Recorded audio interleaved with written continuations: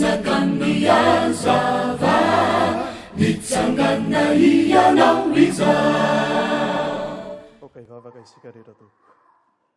Misaotra indrindra ry Jesosy mpanjaka fa na dia Andriamanitra avo indrindra ianao dia nanetry tena manaiky hiaraka hivory aminay mpanota araka ny teninao fa naizanaiza miangonany roa na telo amin'ny anaranao dia fovoany ianao, tsy irery zahay eto fa matoky fa manatrika anay eto ianao, mandinika anay tsirairay avy ary mahafantatra anay eny lavitra eny.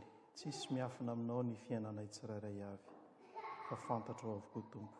Ao ny zavatra mety mamatotra anay nefa tsy fantatray, ianao no amahan'ny fatorana rehetra ka izay mahatonga anay tsy afaka hosahy mideranao, hosahy manompo anao, hosahy mijoro vavolombelonao.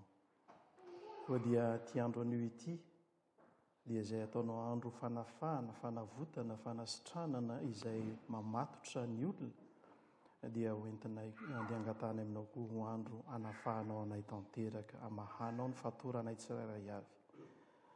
Dia mitenena Tompo araka ny fombanao fa mihaino izahay. Dia mifanainao masina nenao nokatra ny fonay tsirairay avy. Aizana mandray izany tenao izany. Amen.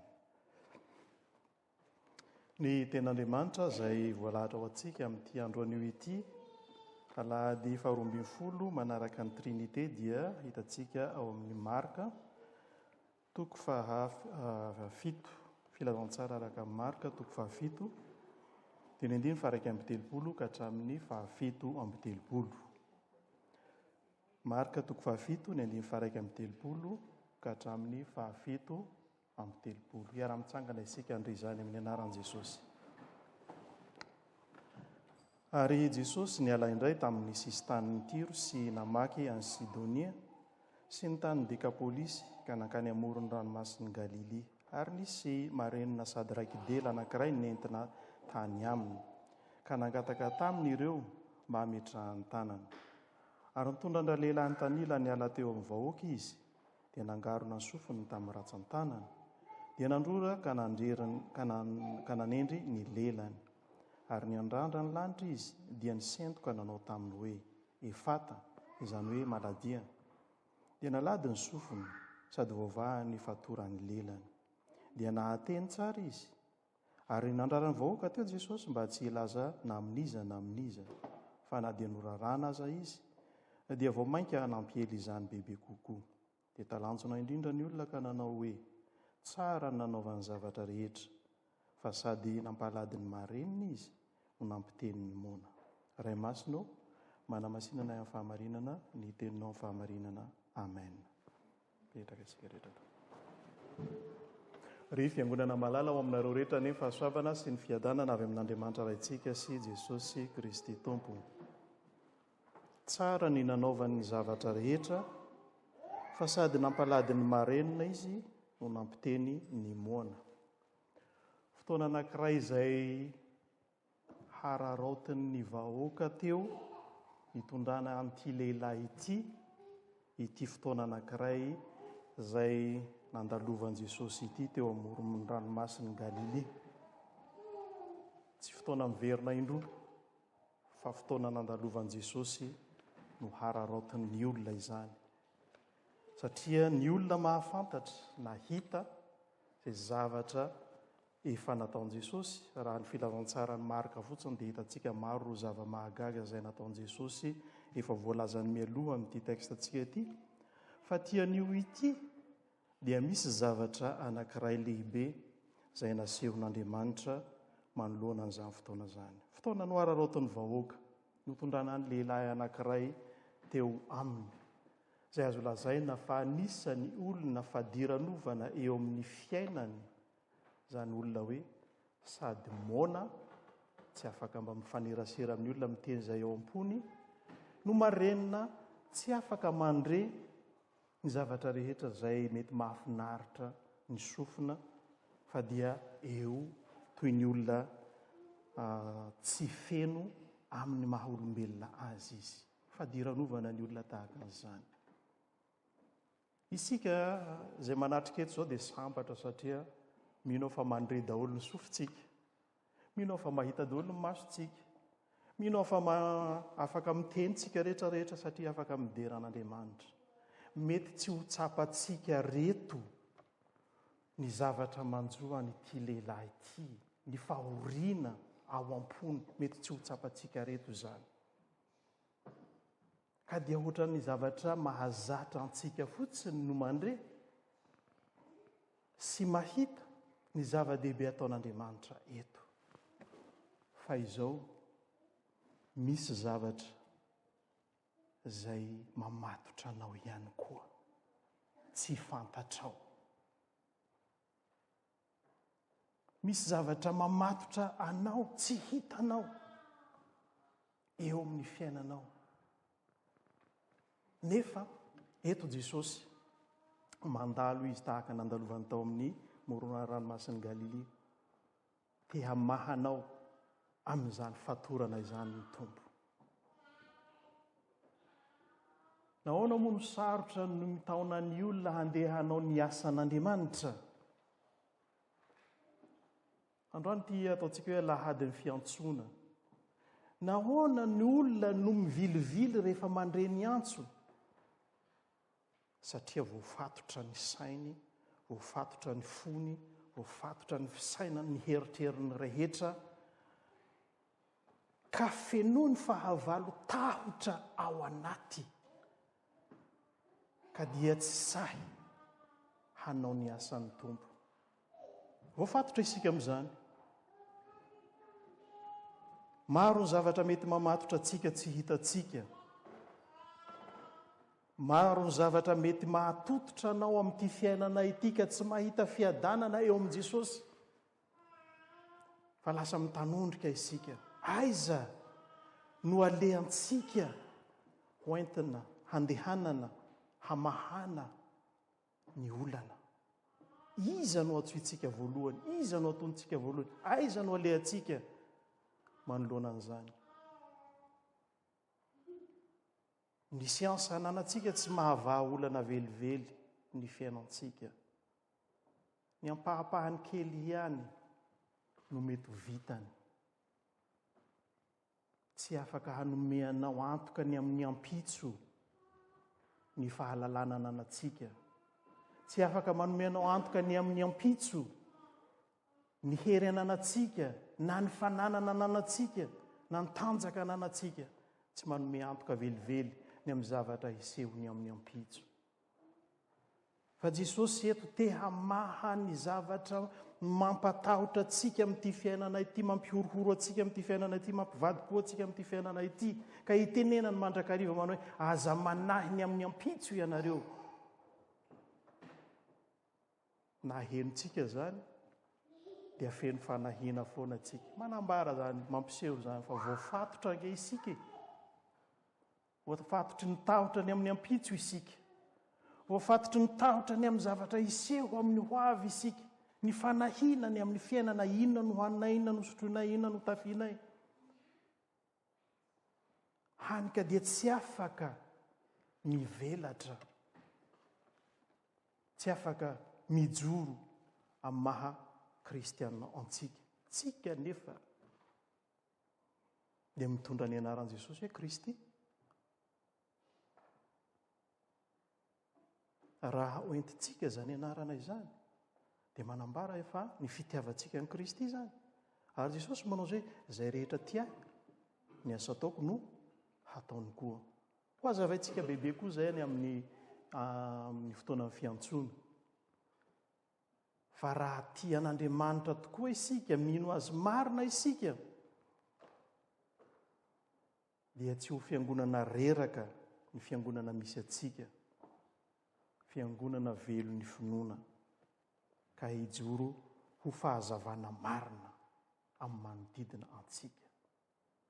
Ho tazan'ny olona tokoa fa fiangonana velona ity fiangonana ity, ka hahatonga ny olona hanatona sy hitady ilay zavatra ananantsika dia Jesosy Kristy zany. Fa matetika moa dia ny soratra masina milaza hoe ny zavatra ataontsika ihany, tsika mino ihany, mahatonga ny olona hiteny ratsy ny anaran'Andriamanitra. Indraindray raha sika ny mahita olona manao vazovaza ratsiny amin'i Jesosy dia miara-momesy, miara-faly aminy, nefa manao blaginy amin'ny fivavahana izy, izay tsy tokony hifalitsika izany. Fa manamaivana ary manatsatso ny fahamasinan'Andriamanitra sy ny heriny ny zavatra tahaka an'izany. Izany fomba fiasan'ny devoly, ataony fiomehezana fotsiny, ataony fanaovana blagy fotsiny ny momba an'Andriamanitra. Ka dia iny isika roboka koa makany, hany ka dia lasa mihamatsatso ny sira ary mitsilopilopy ny hazavana eo amintsika ho soratra masina tsisy ilana azy akory. Efa impiry isika izay no nandre ny tenin'Andriamanitra. Impiry isika izay no ny haino ny tenin'Andriamanitra. Impiry isika namaky ny soratra masina any an-trano any. Inona ny vokany eo amin'ny fiainantsika, miteraka inona eo amin'ny fiainantsika ny fananantsika n'izany rehetrarehetra izany. Fa misaotra ny Tompo isika fa manana ity fotoana ity izay mbola hampahatsiarovany antsika fa Andriamanitra tonga hamaha ny fahazarana tsy mety rehetrarehetra ananantsika eo anatrehan'Andriamanitra ka mahatonga antsika tsy feno hamaha kristianina antsika.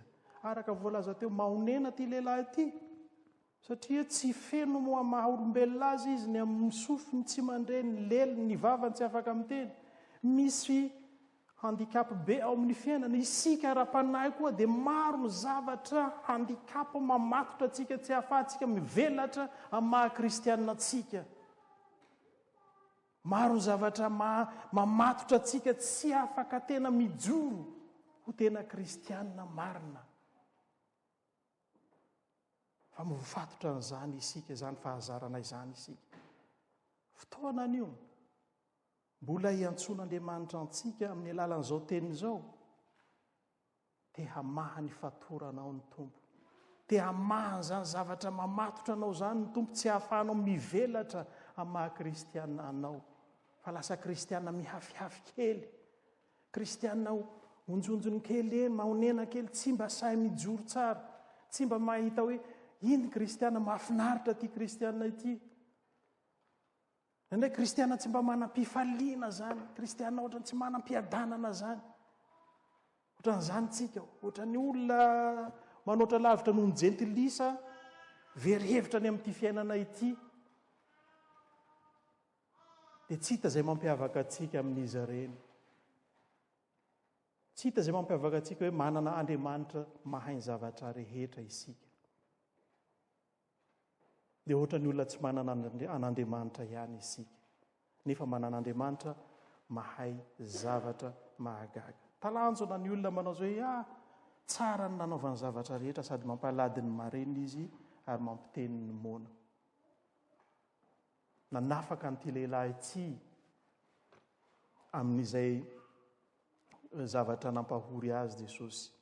Jesosy koa amin'ity andro anio ity te hamangy anao, te hanafaka aminao amin'ny zavatra mampahory anao, te hanafaka anao amin'ny zavatra manahira-tsaina anao, te hanafaka anao amin'ny zavatra rehetra mahavery hevitra anao, ento eo aminy izany. Aza miandry rahampitso, hararaoto ny fotoana, fa raha miandry hampitso reto olona reto, mbola mitoetra mahamoana sy mahamarenina azy ity lehilahy ity. Fa nandalo Jesosy dia no hararaotin'izy ireo, nentina teo dia sitrana izy. Aza vela ho mandalo reny teny ho izay lihira izay. Sao mety tsy ho maraina intsony ny hampitso. Fa dia ny misy ny anio ho ny ten'Andriamanitra dia hararaoty. Manatona azy, ento eo amin'ny adinao rehetra. Moa misy zavatra eo amin'ny adinao io tsy ho hain'Andriamanitra vahana va? Moa heverinao fa amin'ny zavatra manahirana anao sy zavatra irinao, misy zavatra tsy hain'Andriamanitra atao va? Fa raha misy zavatra tsy hain'Andriamanitra atao, dia tsy Andriamanitra izy. Vehivavy anankiray izay, rehefa niova fo izy dia nahita ny fahatsaran'Andriamanitra rehetrarehetra izy, dia tadiavy ny hiova 2 minitra eo daholo ny fianakaviany ho lasa kristianina toa azy. Indrindra ny reniny izany ny tena namaika azy. Mandohalika foana izy, mivavaka ao amin'i Jesosy eo foana izy. Mandohalika foana izy, mivavaka foana izy. Tsy mety miova ihany ny reniny. mbola mitoetra amin'ny eto any aminao, eto anao any zany Jesosynao zany. Dia vavaka ihany, efa mitady iozongozona fonanao mametra-panontaniana. Tena mihaino ihany ve zao Andriamanitra zao? Tena mihaino ihany ve Andriamanitra? Moa tsy izany no manjo antsika rehetrarehetra.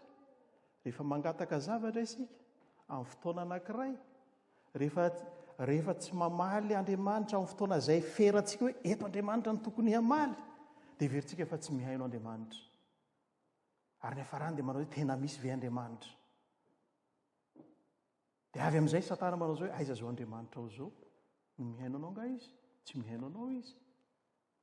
Dia efa manomboka mihosongoza amin'ny finoantsika. Izay rehetra manatona an'Andriamanitra dia tsy maintsy mino fa misy izy ary mihaino vavaka izy. Mamaly izy amin'ny fotoana. Nandritra ny taona maro ity vehivavy ity no nivavaka tsy nahazo valim-bavaka araka izay eritreretiny amin'ny fotoana izay eritreretiny izy. Amin'ny fotoana anankiray izay ahatapitra ny andro iainan'ny reniny, izay vao nibebaka ny reniny, nanolo-tena ho an'i Jesosy. Amin'ny fotoana farany, amin'ny andro farany, ahaveloman'ilay reniny, izay vao nibebaka ny reniny. Rehefa nikotiana, rehefa nisaina ny andro izy ilay vehivavy, nandritra ny 30 taona izy nivavaka ho an'ny reniny. 30 taona nivavaka tsy nitsahatra. Isika mba nivavaka naharitra hafiriana, nivavaka zavatra anankiray. Indray tsika 2 andro, 3 andro, visaka velao andray iny. Zavatra hafa indray nety nambavaka. 3 andro, 4 andro, 5 andro, herinandro. Soloana hafa indray sujet de prière ka. Efa maromaro zay. Zay ny tsika zay tsy manana faharetana isika. Miandry. Indraindray te ho baikotsika Jesosy, zao dia zao Jesosy raha tsy mamaly ahy ianao. Aiza koa isy Andriamanitra ho baikotsika? Tsy Andriamanitra izy rehefa baikoinao. Fa Andriamanitra mihaino, manome antoka, manome toky. Fa izay rehetra mivavaka aminy dia henoiny avokoa. Ary izy mamaly amin'ny fotoany mety. Indray terentsika ho amin'ny fotoanantsika Andriamanitra. Ka rehefa tsy mamaly izy amin'iny dia verintsika fa tsy misy na tsy mihaino Andriamanitra dia miova hafa indray ny sujet de prière. Vavaka aza mitsahatra ho ny ten'Andriamanitra. Zany mivavaka aza mitsahatra zany nge mandra-piala amin'ny fofonainao ilay fitsaharany. Dia mbangataha foana aza miala, aza manaiky ho resy. Fa mahareta. Fa Andriamanitra eo akaikinao foana izy. Tsy hoe hadinony ianao na hoe tsy mihaino izy fa hoe sahirana any amin'ny olo-kafa indray. Tsika olombelona no mety voafetra. Dada sy neny mety mihazakazaka dia tsy hitany ianao aty. Tsy izany Andriamanitra. Fa Andriamanitra amin'ny toerana rehetra, amin'ny fotoana rehetra. Izay mahatonga azy omnipotent, omniscient, amin'ny zavatra rehetra izy hita eo foana izy. Mahay ny zavatra rehetra izy.